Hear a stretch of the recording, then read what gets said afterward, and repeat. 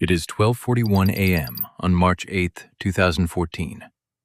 Malaysia Airlines Flight 370 takes off from Kuala Lumpur, heading to Beijing.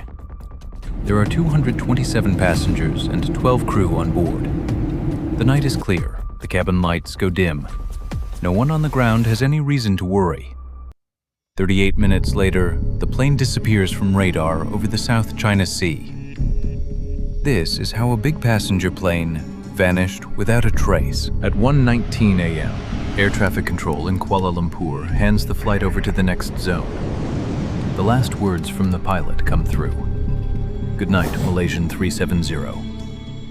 No warning, no call for help. 2 minutes later, the plane's tracking signal turns off. Whoever is flying the plane has just made it invisible to normal radar. This was not an accident. It was a choice. At 1:21 a.m., the plane turns sharply. Instead of flying toward Beijing, it turns west, flies back over Malaysia, then heads northwest. Military radar sees it, but no one raises an alarm that night.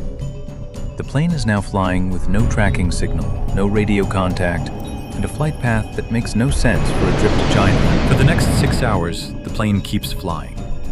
Malaysian military radar loses it around 2:22 a.m. as it heads out over open water. But one system on the plane keeps working quietly. Every hour, the plane sends a small automatic signal to a satellite far above the Indian Ocean. It is not a message, it barely counts as data, but it is something. 7 of these signals are recorded before the last one at 8:19 a.m. when the plane seems to try to reconnect to the network. After that, nothing. Search teams start at sunrise, looking in the South China Sea, where the plane was last seen. For days, ships and planes search that area and find nothing. Then investigators look again at the satellite signals. Engineers figure out 2 possible flight paths the plane could have taken, one north toward Central Asia and one south into the empty southern Indian Ocean. The northern path would have crossed many countries' airspace without being noticed. That seems unlikely. So the southern path becomes the main theory. Malaysia's government does not tell the public about this change for 6 days. Families of the passengers, waiting in hotel rooms in Beijing and Kuala Lumpur, find out through a text message that the search has moved thousands of miles away. Some refuse to accept it. Most of the passengers are Chinese. Grief quickly turns into anger, and then into claims of a cover-up. The search moves to a stretch of ocean west of Australia, one of the most remote parts of the planet. No one has ever mapped the ocean floor there. It drops down through deep canyons and old volcanic ridges, more than 4 kilometers below the surface. Australia leads the new search. Ships drag sonar equipment across an area the size of a small country. Weeks pass, then months. The cost climbs past $150 million. Nothing turns up. In July 2015, more than a year after the plane vanished, a piece of wreckage washes up on Réunion Island, a small French island 4,000 miles from the search area. It's a wing part covered in barnacles. Investigators confirm it came from the missing plane.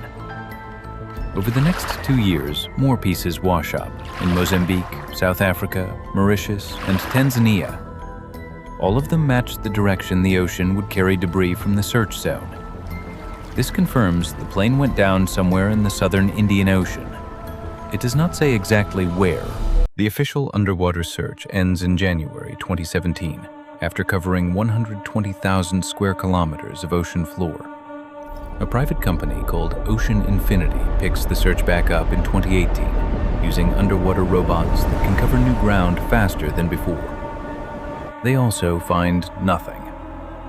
To this day, the wreckage has never been found. Over the years, many theories have come up. A hijacking, a loss of cabin pressure that knocked everyone out while the plane kept flying on autopilot, a mechanical failure, something done on purpose by someone in the cockpit. Investigators point out that the captain, Zahari Ahmad Shah, had a flight simulator at home with a saved route into the southern Indian Ocean. Malaysian officials call this just a coincidence. No clear motive has ever been found. No note, no message, no clear sign of what he planned to do. A final report from the Malaysian government, released in 2018, does not name a cause. It does describe mistakes by air traffic control, a 9-minute delay before anyone noticed the plane had gone dark, and confusion between military and civilian radar teams who watched an unknown plane cross their airspace and did nothing. The families of the 239 people on board are left with small pieces: a wing part, a piece of engine covering, enough proof to confirm the plane is gone, but not enough to explain why. Somewhere along a curved path in the southern Indian Ocean, worked out from a handful of quiet satellite signals, lies a passenger plane that 7 small pings tried, quietly, to explain. The ocean keeps the rest.